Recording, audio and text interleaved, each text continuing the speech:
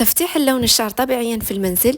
اليوم راح نشارككم كيفاش ديروا اكليرسيسون لشعركم في الدار بمكونات طبيعيه، وايضا كيفاش تحصلوا على اللون العسلي بمكونات بسيطه. وهذا اللون يعطيكم هذه الصبغه الطبيعيه، تعطيكم هذا اللون روعه ما شاء الله.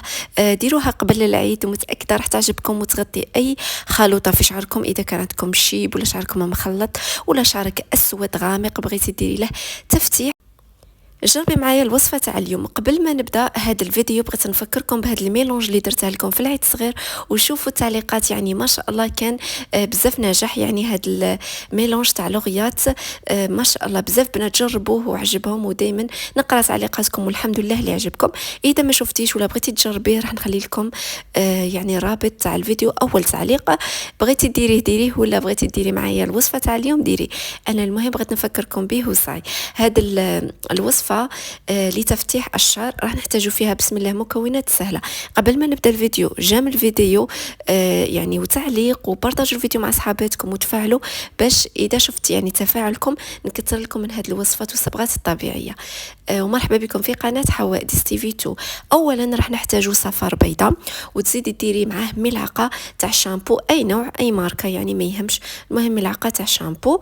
ركزوا معايا مليح في الوصفه وفي المكونات وفي طريقه كيفاش ديروها باش ينجح معكم.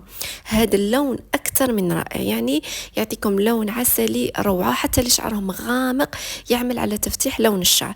راح تزيدي ديري ملعقتين تاع زيت الزيتون الطبيعي، ودخلت المكونات. لازم تخلطوا المكونات مليح باش تجيكم يعني كيما الكريمه وتقدروا تطبقوها على شعركم.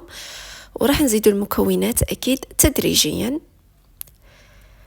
الآن راح نزيد معكم المكون الآخر اللي هو لوكسيدون.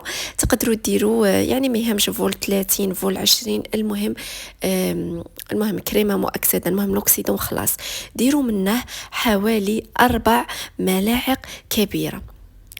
أنا هذا يعني كان عندي من المرة اللي فاتت. يعني شوفوا الملعقة الأولى، الملعقة الثانية والملعقة الثالثة ملوكسيدون، وملعقة الرابعة. شوف أنا هنا العلبة كانت باغي تكمل، المهم هي 4 ملاعق.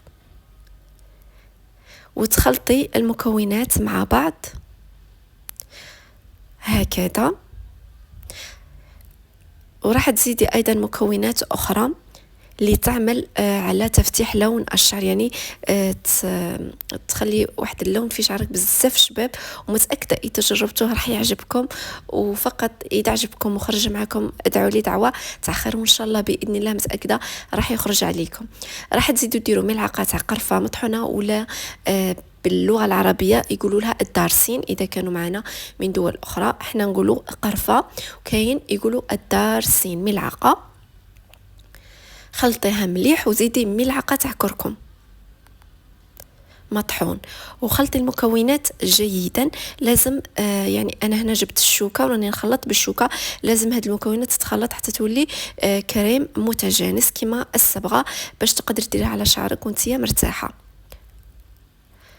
يعني ادي وقتك وانتيا تخلطي فيها. شوفوا القوام اللي تحصلنا عليه. انا كنت يعني وقفت التصوير خلطت مليح وعاودت رجعت باش ما يكونش الفيديو طويل.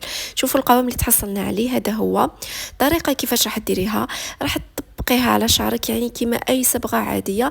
جيبي هذيك الفرشاه وديريها على شعرك من الجذور حتى الاطراف، دهني بها شعرك خصله.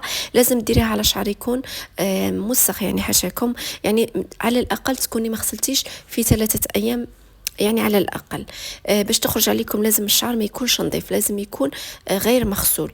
ديروها وتخلوها ساعتين. وإذا كان شعرك لونه أسود غامق خليها 4 ساعات. وباش تعطيكم نتيجة شابة نصحكم ديروها مرة كل شهر، وراح تعمل على تفتيح لون الشعر.